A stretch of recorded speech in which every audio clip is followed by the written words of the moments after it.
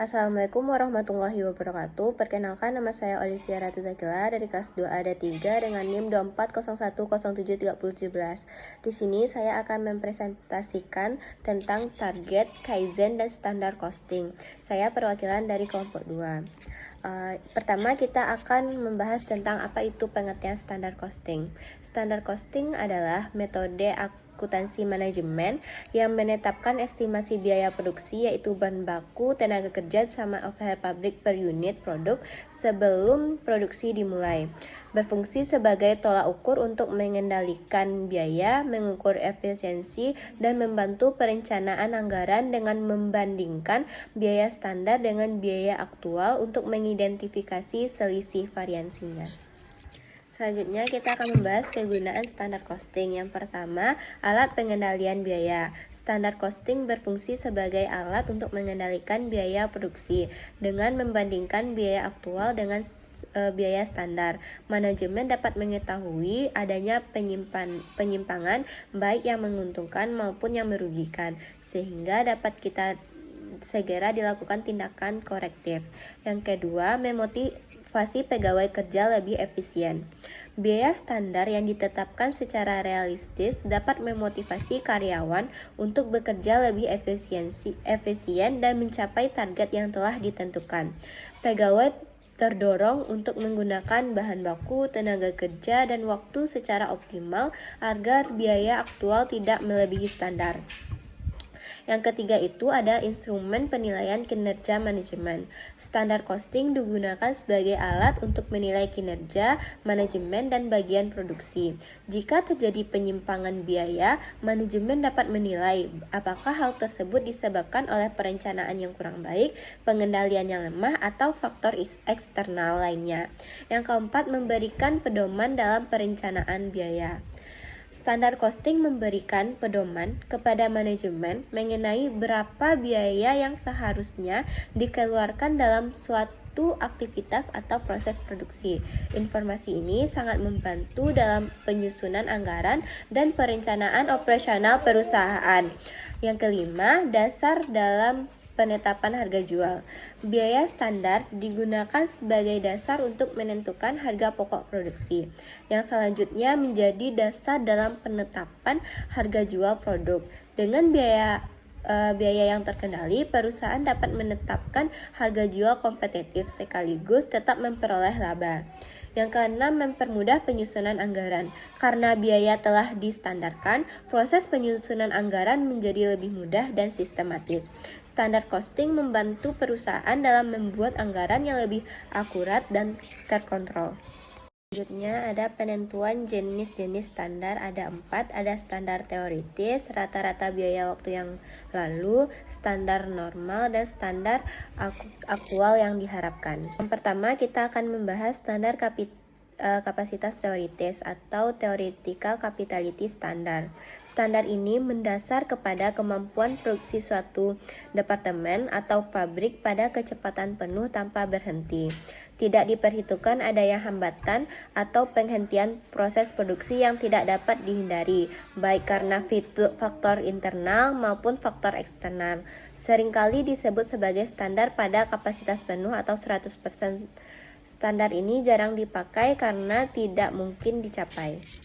Yang kedua ada standar kapitalis praktis, yaitu standar ini merupakan salah satu konsep pendekatan jangka panjang yang didasarkan kepada tingkatan produksi teoritis dikurangi dengan hambatan-hambatan yang tidak bisa dihindari karena faktor internal. Yang ketiga ada standar kapitalis normal, yaitu konsep pendekatan jangka panjang di mana standar kegiatan produksi dihitung dari standar kegiatan teoritis dikurangi hambatan-hambatan internal dan eksternal. Yang keempat ada standar kapitalis yang diharapkan, yaitu menggunakan pendekatan jangka pendek. Biasanya tingkat produksi yang diharapkan dipengaruhi oleh ramalan penjualan pada periode akuntansi yang akan datang dan perubahan persediaan produk yang dikehendaki. Selanjutnya ada konsep target costing. Target costing itu adalah metode penetapan biaya target di mana biaya target itu dirumuskan dengan biaya target sama dengan target pasar dikurang target laba. Perusahaan harus merancang produk dengan biaya yang tidak melebihi biaya target. Jika harga produk yang didesain melebihi target biaya, maka perusahaan tidak akan memproduksi produk tersebut. Jadi dengan target costing, pengurangan biaya dilakukan pada tahap pengembangan dan perancangan atau desain produk baru. Selanjutnya konsep Kaizen Costing. Kaizen Costing ini adalah pengurangan biaya selama tahap atau proses produksi dengan memastikan adanya perbaikan berkesinambungan. Jadi pengurangan biaya yang telah dilakukan dengan target costing pada tahap pengembangan dan perancangan produk dilanjutkan dengan pengurangan biaya pada Kaizen Costing pada tahap proses produksi.